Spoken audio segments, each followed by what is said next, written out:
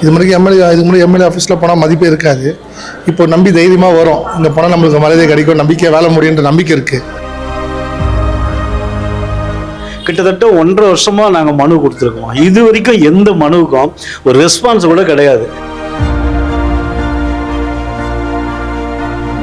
முதல்ல IVS எடுத்தாங்கல்ல, bridge மேம்பால பணிக்காக எடுத்த இடம், அதை இடிச்சிட்டு கட்டி தரல. நான் 30 வருஷம் வாடகை கட்டியிருக்கிறேன், நிறைய பேர் வாடகை கட்டியிருக்கிறாங்க, ஆனால் அதுக்கு எந்த ரெஸ்பான்ஸுமே இல்லை. இப்போ கையிலே இருக்கிற மாதிரி ஒரு பெரிய மகிழ்ச்சியாக இருக்குது. வரும்போது நல்ல மரியாதை. எந்த ஆஃபீஸு போனாலும் மனுஷங்களால் மதிக்காத ஒரு சூழ்நிலை இருந்தது. இப்போ எங்கள் புரட்சித் தலைவர் ஆட்சிக்கு அப்புறம் இது எங்களுக்கு அவ்வளோ சந்தோஷமாக இருக்குது. 4-5 வருஷத்துக்கு முன்னாடி வந்தேன், ஒரு லேண்டு விஷயமா வந்திருந்தேன். அப்போது உண்மையிலேயே நல்லா இல்லை. நான் இதில் என்ன இருக்குது, நான் நேரடியாகவே நான் ஒரு இதுலேயும் நான்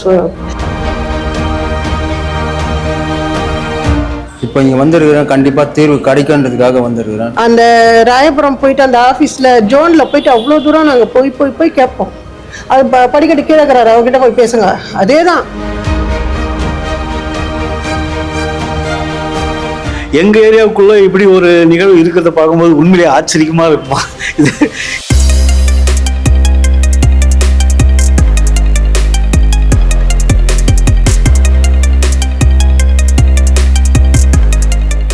டிபேட் நேயர்களுக்கு வணக்கம். இன்னைக்கு நாம எங்க இருக்கோம் அப்படின்னு பாத்தீங்கன்னா, பெரம்பூர் தொகுதியினுடைய சட்டமன்ற அலுவலகம் முன்னாடி தான் இருக்கும். மாண்புமிகு முதலமைச்சர் சி ஜோசப் விஜய் அவர்களுடைய எம்எல்ஏ ஆபீஸ் வாசல்ல தான் இருக்கும். நம்ம எல்லாருக்குமே தெரியும், 2 நாளைக்கு முன்னாடி தான் விஜய் அவர்கள் இந்த எம்எல்ஏ ஆபீஸை திறந்து வச்சுட்டு அதுக்குள்ள ஒரு சேவை மையத்தையும் திறந்து வச்சுட்டு போனாரு. ஒரு எம்எல்ஏ ஆபீஸ் அப்படின்னா மக்கள் வருவாங்க, அவங்களுடைய குறைகளை சொல்லுவாங்க, மனுக்களை கொடுப்பாங்க அப்படின்ட்டு பரபரப்பா இருக்கணும்.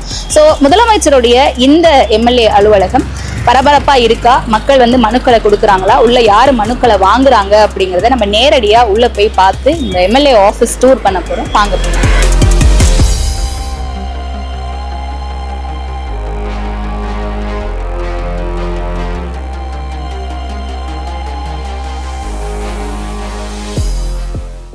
இது என்ன பாயசத்துக்கா? இதுதாமா பாயசத்தோட secret. Sweet and condensed milk from Milky Mist. பார்த்தாலே தெரியுது, நல்ல சூப்பர் பாயசம். Sweet and condensed milk from Milky Mist. தமிழ்நாட்டுல எல்லாமே சேஞ்ச் ஆயிடுச்சு. உங்க நகையையும் சேஞ்ச் பண்ணுங்க. உங்க பழைய நகைக்கு கிராமுக்கு 150 ரூபாய் கூடுதலா வாங்கி புது நகை எடுத்துக்கோங்க.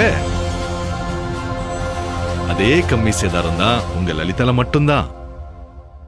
2016 அதிமுக எம்எல்ஏவா இருந்த திரு வெற்றிவேல் அவர்களுடைய பீரியட்ல கட்டின பில்டிங் தான் இந்த எம்எல்ஏ பில்டிங். அதன் பிறகு 2021 திமுக எம்எல்ஏ ஆர்டி சேகர் அவர்கள் தேர்ந்தெடுக்கப்பட்டு அவரும் இந்த எம்எல்ஏ பில்டிங்கை தான் பயன்படுத்தி இருக்காரு. இப்போ முதலமைச்சர் தொகுதியா பெரம்பூர் தொகுதி இருந்தாலும் கூட அவரு தனக்கான ஒரு எம்எல்ஏ அலுவலகத்தை தனியா அமைக்க வேண்டாம், இருக்கிறதையே யூட்டிலைஸ் பண்ணலாம்னு சொல்லி அதே பழைய எம்எல்ஏ பில்டிங்கை ரெனோவேட் பண்ணிருக்காங்க. ஸோ அதன் பிறகு இப்போ ரெனோவேட் பண்ணி 2 நாளைக்கு மட்டும் தான் விஜய் அவர்கள் திறந்திருக்காரு. இப்போ உள்ள மனுக்கள் கொடுக்கறதுக்கு எல்லாரும் வெயிட் பண்ணிக்கிட்டு இருக்காங்க. இங்க பாத்தீங்கன்னா இதுதான் என்ட்ரன்ஸ்.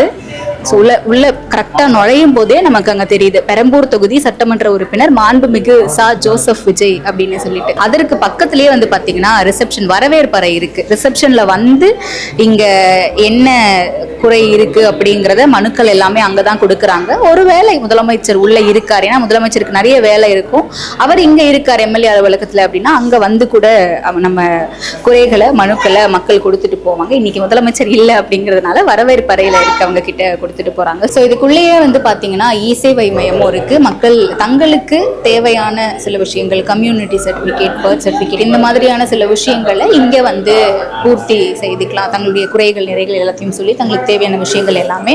ஸோ சேவை மையமே பாத்தீங்கன்னா கொஞ்சம் பரபரப்பா தான் இருக்கு. ஸோ நம்ம உள்ள போலான்னு நினைக்கிறேன்.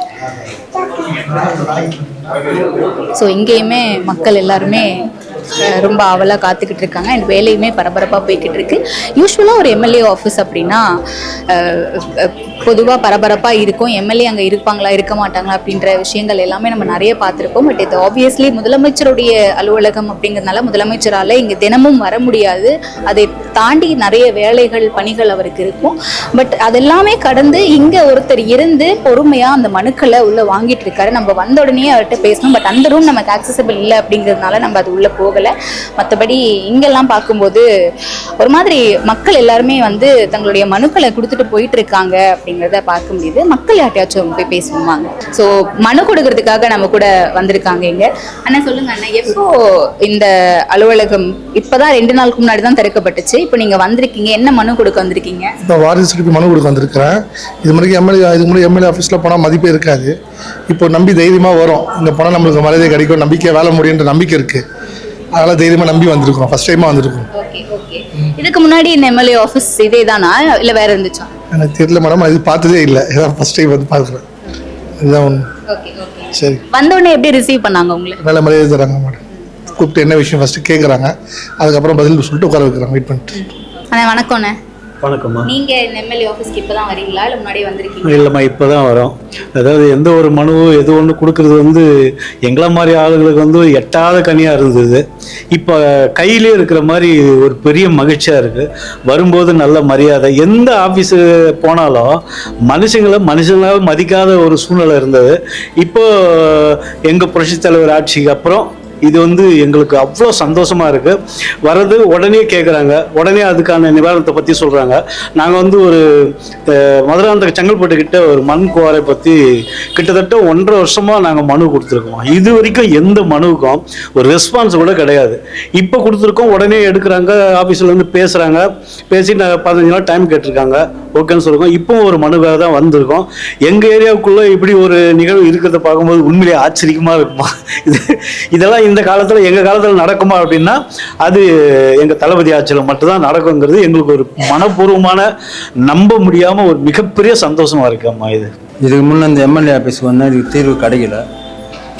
இப்போ இங்கே வந்திருக்கிறேன், கண்டிப்பாக தீர்வு கிடைக்குன்றதுக்காக வந்திருக்கிறேன். ரொம்ப நிறையா நல்லது பண்ணுறாருன்னு சொன்னாங்க, அதுக்காக வந்திருக்கிறேன். வீட்டுக்கு வந்து லாக் அண்ட் சீல் வச்சுட்டாங்க.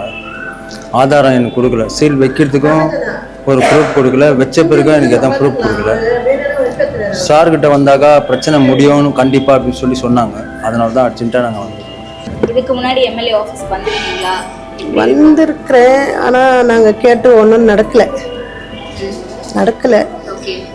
இப்போது எங்களது 20 கடை வந்து வேசர்பாடி ஜீவா கிட்டே இடிச்சிட்டாங்க.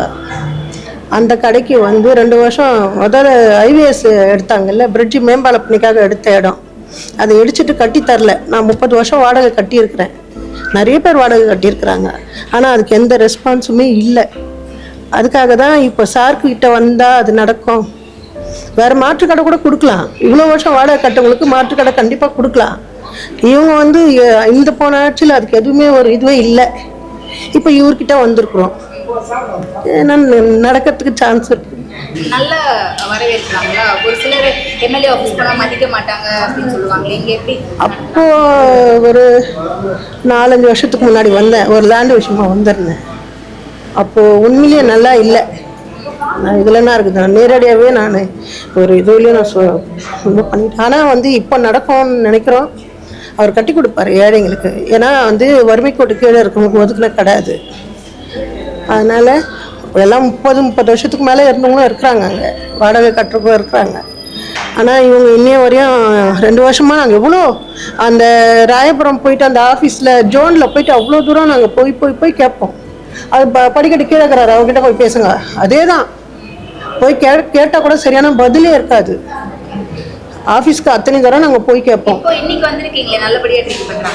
இப்போ தானே மனு கொடுத்துருக்குறேன், பார்க்கலாமே, வெயிட் பண்ணலாம்.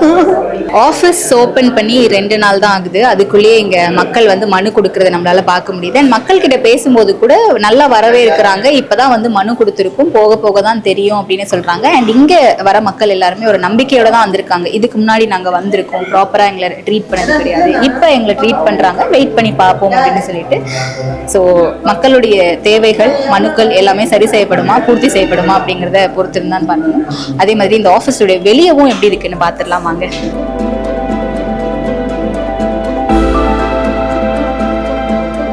நம்ம போகும்போது அந்த சைடு போகணும், அங்க ஒரு என்ட்ரன்ஸ் இருக்கு எம்எல்ஏ அலுவலகத்துக்கு. ஆனா வெளியே வரும்போது நம்ம இந்த சைடு வந்துட்டோம். இதுவும் ஒரு என்ட்ரன்ஸ் தான், இது வந்து இன்னொரு எக்ஸிட் டோர் கிடையாது. ஏன்னா இ சேவை மையம் இங்க இருக்கிறதுனால இ சேவை மையம்க்கு போறவங்க இந்த வழியா தான் போவாங்க. ஸோ 2 டோர் இருக்கு, எம்எல்ஏ ஆஃபீஸ்க்கு தனியா ஒரு டோரும், இந்த சைடு இ சேவை மையத்துக்கு தனியா ஒரு டோரும் இருக்கு. அதே மாதிரி ஆஃபீஸ்னுடைய வெளி அட்மாஸ்பியர் வந்து பாத்தீங்கன்னா ஒரு மாதிரி நிறைய மரங்கள் செடிகள்லாம் வச்சு கொஞ்சம் ஒரு மாதிரி நீட்டா இருக்கு. அண்ட் தமிழக வெற்றி கழகம் அப்படிங்கிறதுனால இதுக்கு எல்லோ கலர் பெயிண்ட் அடிச்சிருக்காங்களான்னு எனக்கு தெரியல, மேபி இருக்கலாம். அண்ட் இந்த அலுவலகத்துக்கு எதிர்க்கையும் வந்து பாத்தீங்கன்னா செவறுகள்ல ஃபுல்லா நிறைய பெயிண்ட் பண்ணி வச்சிருக்காங்க. அதாவது சிங்கப்பெண்ணா இருக்கட்டும், இல்ல முதலமைச்சர் விஜய் அவர்களுடைய படமா இருக்கட்டும், இந்த மாதிரி இந்த தீம்ல இந்த ஆட்சியில கொண்டு வந்த சில விஷயங்கள் தொடர்பான அந்த பெயிண்ட் எல்லாமே வந்து பண்ணியிருக்காங்க. ஸோ ஒரு மாதிரி பியூட்டிஃபுல்லா இருக்கு இந்த ஆஃபீஸ். அலுவலகத்தினுடைய பின்புறத்துல இருக்கும் இந்த அட்மாஸ்பியரே வந்து ஒரு மாதிரி நிறைய செடிகள் மரங்கள் எல்லாம் வச்சு ஒரு மாதிரி ரொம்ப காமா பீஸ்ஃபுல்லா இருக்கு. அண்ட் அதே மாதிரி இங்க டஸ்ட்பின்ஸ்லாம் வச்சு, டஸ்ட்பின்ஸ் முன்னாடி வாசல்ல வைக்காம பின்னாடி தனியா அழகா பிரிச்சு பிரிச்சு வச்சிருக்காங்க. அண்ட் மெயினா கேமராக்கள், சிசிடிவி கேமராக்கள் இங்க பொருத்தப்பட்டிருக்கு. ஏன்னா ஒரு இடத்துல நம்ம போறோம் அப்படின்னா அந்த இடத்துல நமக்கு எந்தெந்த இடத்துல சிசிடிவி கேமராக்கள் தேவையோ அந்த இடத்துல கட்ட வச்சுக்காங்க. ஆஃபீஸுடைய பேக் சைட்ல இருக்கும். இந்த இடத்துல யாராவது வந்தாங்க, ஏதாவது அசம்பாவிதங்கள் நடக்குது அப்படின்னா அதுக்காக இங்க மெயினா இங்க ஒரு சிசிடிவி கேமராக்கள் இருக்கு. அண்ட் அதே மாதிரி ரெஸ்ட் ரூம்ஸும் இருக்கு. வந்து போற மக்களுக்கு, மனு கொடுக்கிற மக்களுக்கு இங்க தனியா ஆண்களுக்கான கழிப்பறை தனியா இருக்கு, பெண்களுக்கான கழிப்பறை தனியா இருக்கு. ஸோ இந்த ஆஃபீஸை பொறுத்த வரைக்கும் இப்பதான் இந்த அலுவலகம் திறந்து ஒரு 2 நாள் ஆச்சு. அண்ட் முதலமைச்சருடைய தொகுதி அப்படிங்கிறதுனால இவ்வளவு பரபரப்பா இருக்கா, இல்ல யூஸ்வலாவே இப்படிதான் இருக்குமா அப்படிங்கிறத இன்னும் ஒரு 6 மாசமோ இல்ல 1 வருஷமோ கழிச்சு நம்ம வந்து பார்த்தாதான் தெரியும். ஸோ அப்ப திரும்பவும் டிபேட்ல இருந்து வந்து இந்த அலுவலகம் இதே பரபரப்போட, இதே நீட்டா, இதே கிளென்லினஸா, இதே மாதிரி இருக்கா அப்படிங்கிறத ஆய்வு செய்து நம்ம இன்னொரு வீடியோவும் போடுவோம்.